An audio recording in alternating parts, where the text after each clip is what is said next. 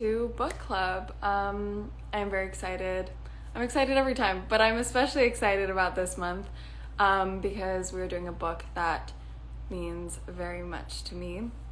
We're doing In the Dream House. I was introduced by Carmen's work by her other book, which is Her Body and Other Parties, which is a short story collection of psychological fiction, which blew my mind. I had never read anything like it. It's just wonderful. And so I, of course, as I always do, was like, what else has this person written? And lo and behold, I found In the Dream House, which also blew me away so much. And I'm just so excited that I get to bring Carmen on here to talk about it. I have my notes again because I am very professional. So In the Dream House chronicles an abusive same-sex relationship. And I don't think that is talked about that much, and we'll get into why that is with Carmen. And Carmen's an American short story author, essayist, critic, wonderful, incredible writer. And she's best known for Her Body and Other Parties, which was in 2017, and In the Dream House, which was published in 2019. She also received a Guggenheim Fellowship, which is so cool. So I'm kind of freaking out that she agreed to be on this, but somehow she did. And thanks to Carmen, this live is going to benefit Trans Lifeline, which is a trans peer. It provides trans peer support by and for trans people. So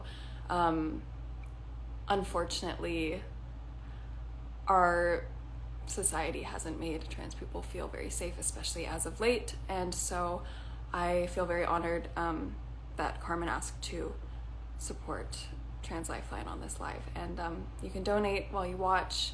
It would mean a lot, I know, to both of us. So thank you. All right, I guess without further ado, we'll bring Carmen on.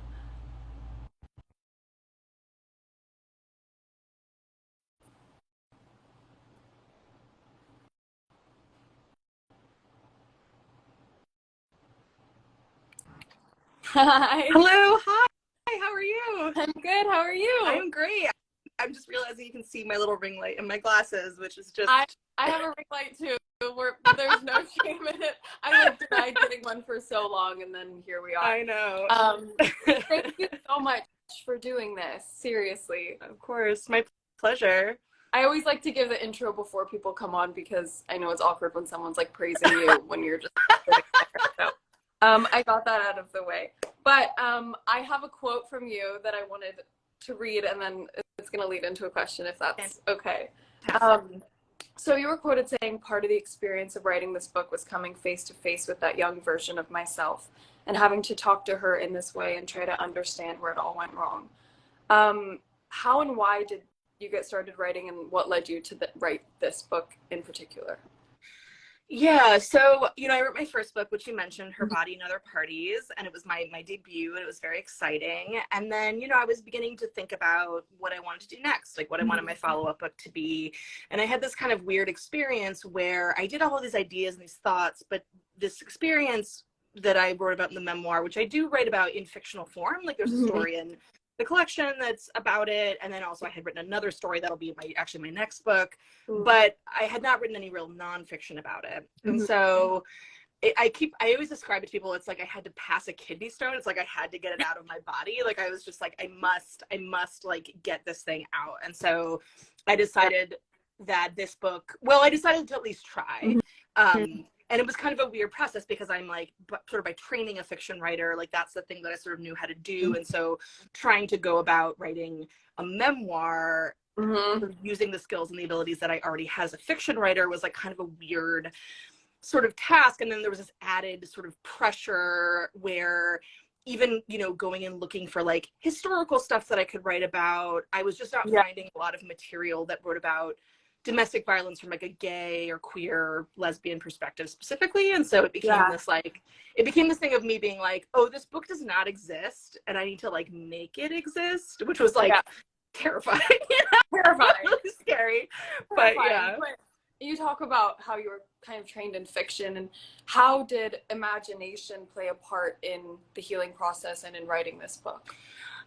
I mean, you know, so for those of you who have not read the book who are watching this, the book basically uses this structure where I take each chapter, it says called Dream House as blank, and then the blank is like a genre trope or like a style way of storytelling. So like as gothic, you know, gothic novel, as thriller, as horror, whatever.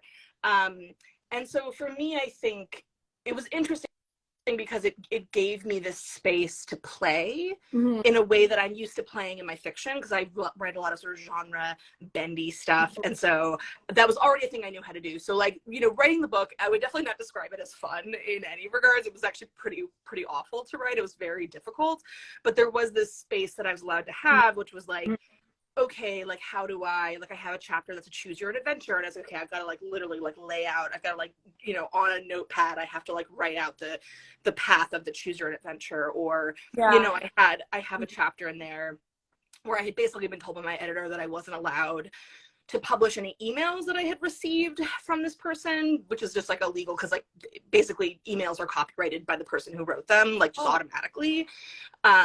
You know, like a letter would be basically. And so my editor was like, you can't use them. And I was like, okay, so I need to like tell the story of these messages, but in a way that I'm allowed to. So I ended up like writing an entire fairy tale called The Queen and the Squid, which like used the structure of the idea of this, like these back and forth of these messages, but like told it in a totally new way. So in some ways the play, it was like fun, or at least it added some like levity to the process, I guess. And then it also gave me this space to like to kind of get around like logistical problems or like things that I was trying to sort of figure out. So it just like ended up being, even though it was a nonfiction book about things that happened to me and things that happened to other people, there's also this like, the sense of invention and play that I think really helped me get through the process of writing it. So, And I saw that you said somewhere like once you figured out that the structure was going to be this dream house, that it kind of just came out of you. Like, where did the idea of this dream house come from? And then how was that writing process different from your previous writing processes, which were like more fiction or short stories and things like that? Sure. Yeah. Well, basically, it's so funny. So I teach a lot of like college students. And at the time that I was beginning this process of figuring out what I wanted to do next, I was actually teaching at this like basically summer camp for writing nerds, which like I didn't ever went to a camp like that, but I wish I could have when I was younger. And they were all like high schoolers, and so, you know, every day I was like going to this camp and I was like talking, okay, today we're talking about science fiction, today we're talking about fantasy, today we're talking about horror, because for me, like the avenue into talking about things like craft or storytelling, it's really helpful to me to think about genre, you know, as like a set of expectations. Like, how do we get students to sort of think about like what kind of stories we should be telling or how stories can be told. And so I was just like thinking a lot about genre, talking about it all day in these like big sort of chunks. And I was spending the rest of the time like walking around town, just like killing all the free time that I had. And at some point I was like, like, you know, the Gothic, which is this form that usually marries like a woman with habitation, like a woman in a haunted house or a creepy house, like that's sort of what we think of the Gothic. And I was like, oh, like I was a woman in a house, like I experienced these like really horrifying things. I wonder if sort of the Gothic or horror or like the haunted house could be like a route or an avenue into the story. And then I was like, well, why not just that? Or why just that? Why not also like, you know, science fiction? And the more I thought about it, and then by the time I left, like a week later, I had like a notebook full of ideas, and it really did like unlock something in my brain where I suddenly, you know, because before that I had been writing these very straightforward, like I would just write these like stuff for myself and I would read it and be like, oh, this is so boring. Like no one's going to ever want to read this. And there was something about that energy and invention. That stuff about the thing that had happened to you, but it was just quite straightforward. Yeah, because it was just like, and I think this is like hard because I think that, yeah, like when you're trying to like articulate a thing that happened to you, I think that it's normal for like early drafts to be kind of boring. I mean, just like I remember what happened, but it's hard sometimes. Like you talk about this idea of nostalgia, which is like the unsettling feeling that your past is just going to live in the past, and that especially the emotions that come along with it will never be as strong as they once were. And like, did that come up for you in writing this, and how did you kind of conjure those emotions back up, and was it like very painful? It was weird because it was like on some level, you know, part of the process of writing this book was also thinking about writing about remembering the good times. You know, it was like the pieces of it that were like trying to access that piece of myself, that young piece where I was like remembering how excited I was and how horny I was and how like I felt like my whole life was changing. And like, you know, you're not just accessing the bad stuff, you're also accessing this like excited past part of yourself, and that's really hard. Like that's actually because then you're like remembering, oh, but I know how it goes, I know how the story ends, right? So it makes that part of it really weird. So yeah, it was just like a very peculiar sort of process, and then also involved having some like very serious conversations with myself about like where I was emotionally relative to the events of the book, which is like also really hard. I think, but this is true of all nonfiction, is like figuring out like where you exist relative to the thing that happened, basically. Right, when it's so personal. And like, what would you find was the biggest difference in writing something like this compared to Her Body and Other Parties? I mean, all of my fiction has a lot of personal material in it. I mean, any nonfiction or any fiction writer who tells you that that's not true is lying to you. Like, there's always some element of reality. I mean, it's going to depend on like what it is, you know, what percentage of that is real. But, you know, a lot of my short stories, even when they're set in these very fantastical situations, like do involve extremely real pieces of me, or things that have happened to me. So in some ways it was like similar, but the difference is that with fiction, you know, I can sort of pose a lot of what if scenarios, and I can sort of like spin out my own sort of inventive, imaginative stuff. And with nonfiction, you do have this like requirement, which is like you're writing nonfiction, like you're like I know that ending, like the ending has been told already. Precisely. I mean, you can sort of still like sort of imagine, you can sort of say in the book like I can imagine other endings, but you can't like make them happen. So it's like it's a very like odd sort of process, and it's definitely a different way of thinking about the story, for sure. Something I loved was when it was like choose your own path, and the reader basically got to make decisions, and you realize that they all end up the same way. And I thought that it seems very in sync with what you're talking about like you can have all these imaginary ideas, but you do know how it ends, and it all kind of ends the same. Yeah, and that's a good example of like the form of the chapter with all these like paths, which like, you know, people always talk about, oh, like choose your own adventures are fun because you get to like choose your own path, but it's like you're not really choosing your own path. Like all of that's being laid out for you, and the choice is a false one, which of course felt very like accurate given what it's like to be in an abusive relationship. And so so it was this way that I got to like access the creative sort of fictional device while also talking about real things that actually happened. So it's like it's a weird process, for sure. And I also, something that really struck me was when you talked about queer villains, and also I think just being, you know, people seem afraid to talk about queer people in a way that would bring them down because of already the fight that is being fought. And but I also, that you say that it denies the humanity as well if you're just portraying these queer characters as heroes. And I think that is so true, and I'm so interested in stories that tell very honest queer stories. And I just wanted to like maybe have you expand on that and sort of why that was important to you, and also like I'm sure that was scary, and you know, because it's not always falling on the ears that you would hope that it would. So I mean, the events of the book take place sort of at the, you know, beginning of the last decade. So it's like 2010, 2011 to 2012, 13. That's like when that relationship was happening. And at that time, you know, we were having this like, you know, sort of similar now to how we're having this like huge, I mean, I don't want to say debate as if it is up for debate. Like, you know, we're having right now, there's like this real crisis point in like trans rights right now. And like similarly, we were having like a big crisis point in like just general like queer rights, especially when it came to things like gay marriage, but there's other issues as well. And so we were in this like sort of moment of crisis where like, you know, even a Democratic president still was like not even speaking, you know, so there was just like, it was like this really weird moment to be like gay and alive and in your 20s and just trying to figure out like where, you know, I remember like Prop 8 passing in California, and that being like such a devastating, so I just feel like it was this weird moment where I was sort of like trans people now, it was like watching my humanity being debated on television and being debated by pundits on a daily basis. And so you're in this like weird sort of moment of crisis, and at the same time you know, you're having an experience of being like, I'm also in this, like, in my case, like an abusive lesbian relationship, and like, how do you sort of reconcile those things? And you know, what I write about in the book, talking about queer villains, is how, like, you know, obviously historically there's like this sort of pattern of like giving villains, or historically in film especially, these sort of stereotypically like gay features, like or like lesbian sort of stereotypes. And obviously it's like problematic for all obvious reasons. It's like, well, you know, for all the villains to be kind of gay is like a problem. But I was sort of thinking about it sort of in the opposite way, which is like, but I also sort of love how villains are gay, because villains are so powerful and interesting, and they're always the most interesting like characters on the screen.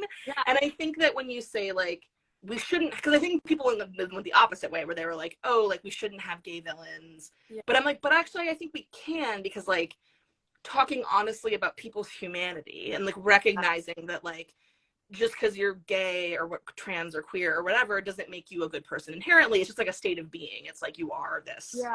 And so I don't know, I just wanted to write into that question, and so I just ended up like writing this whole chapter about it in the book. Because I think there's so much portrayal of like, you know, the poor queer kid in church who's being exiled, and like I think that those are very important too, and they are very true, and those stories do happen. But I think having like other queer stories being told that are more realistic and that show the humanity, and that it's it doesn't inherently make you a good person because you are queer. I appreciated that you also have a really good Sarah Manguso quote in this book that says, the truth will see you at your worst isn't that they'll remember, it's that you'll remember. How has putting this very personal piece of work into the world made you feel, and also the, you know, reception that it's gotten? I mean, it's a really weird, it's always weird, people ask me the question a lot, it's always really weird to say it out loud, because on one hand it's like, obviously the book has been very well received, it has sold incredibly well, you know, it has had this like life that I could have never anticipated. I mean, I genuinely believed when I wrote this book that it would have a passionate small fan base. Like I was like, this is a very like niche subject, it's a very niche. And so the way that this book has had like so many lives, even just in a couple of years it's been out, especially considering that COVID, like, you know, like it came out right before COVID. So it's like amazing to me how this book has had so much energy, and I get more messages about that book than like anything else I've ever written in my life. I mean, it's really wild. It's also like incredibly difficult, because it is, you know, and I think I knew this, like I think on some level I kind of knew but did not fully understand what it would mean to have this like extremely personal book kind of out in the world. And there was just something about like I don't think I fully comprehended it. And so now I have this experience where like people tell me their stories, people like write me and tell me about the worst thing that ever happened to them, and I have to kind of figure out how to hold it or acknowledge it without like, well, also like maintaining my own boundaries and my own sort of space to just like exist in the world. So it's like a very peculiar experience. I mean, it's like, I'm very grateful to people who tell me about, you know, I'm very grateful for like the fact that people like that when this book has sort of broken them open, they tell me about it, because that is actually sometimes when I'm in a really dark place, I'm like, oh, I wish I hadn't have written it, or like I have these like dark thoughts. But then people will say to me like, this book meant so much to me, it really helped me,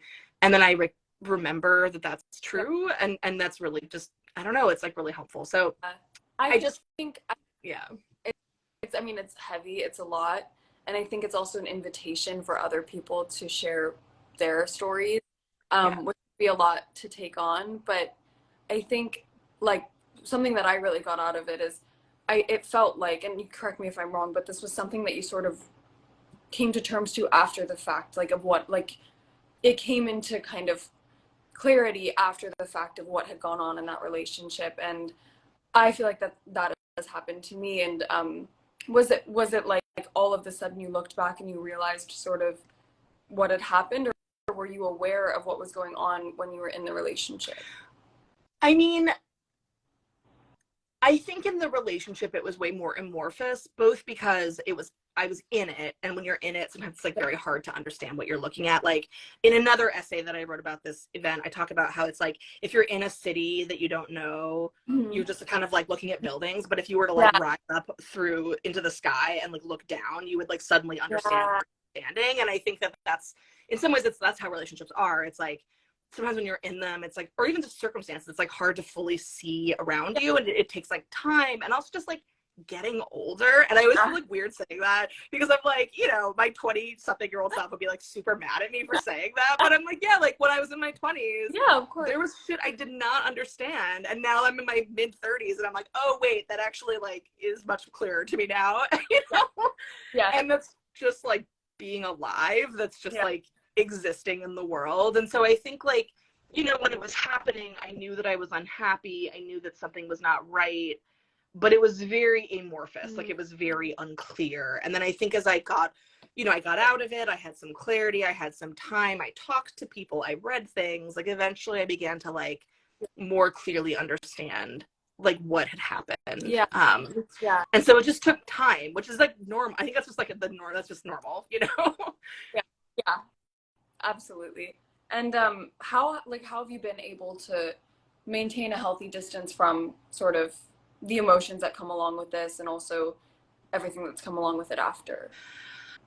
I mean, the biggest thing for me, it's weird because, you know, I went on tour for the book in like fall 2019 and like the very beginning of 2020. And when I was on tour, I sort of had a lot of boundaries that I had set up about like how I would take questions at events and like what I would do and like where I would go, just as a way of sort of trying to keep myself in a place that felt safe. And then the weird thing happened where I did that. It was still really hard. And then COVID happened and suddenly I was like in quarantine and like losing my mind, like all of us were. And so I feel like I never quite recovered from that. But for me, it's mostly about like making really deliberate choices about like where I talk about the book and when and why. And if I talk about it, like I don't talk about it a ton anymore, just like very occasionally. I'll be like, sure, I'll do that. But it's just about like keeping and setting boundaries, which I think is like, I think any writer who writes like a book like the one I did, like a very personal, intense book, like I know like Roxane Gay and I talked about this, where it's also like, yeah, you just have to create like ways around, like trying to keep yourself safe, or like making, and eventually you're like, I don't want to talk about this book anymore, or like I don't want to like, and it's whatever. The world, it's like it belongs to them, and that's a beautiful thing, but it also then can kind of be like, did it almost feel like a way of like shedding some of that?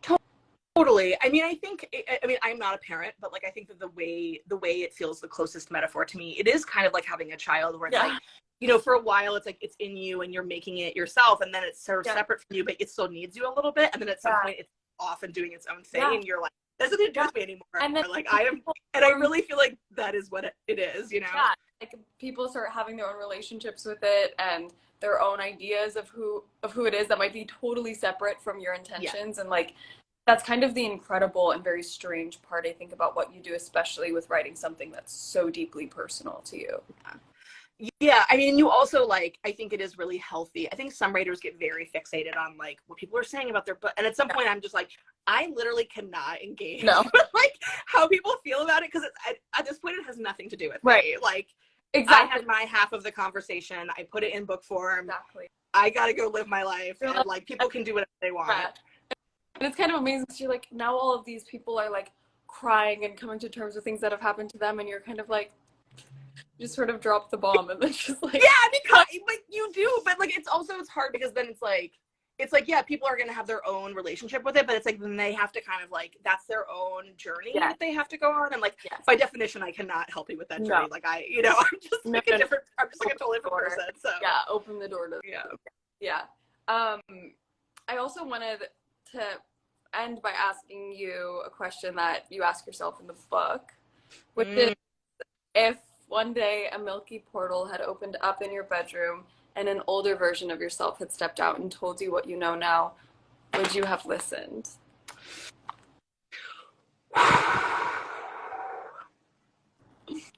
Probably not.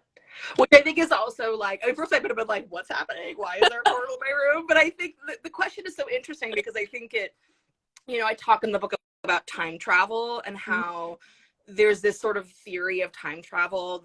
I never say it right. It's not Nabokov, like the author, it's something similar, but it's like this theory of time travel where it's like things have already happened. And like, even if time travel were literally physically possible, you would not be able to go back and unmake events in the same way that you couldn't like walk through a brick wall. It's like physics prevents it.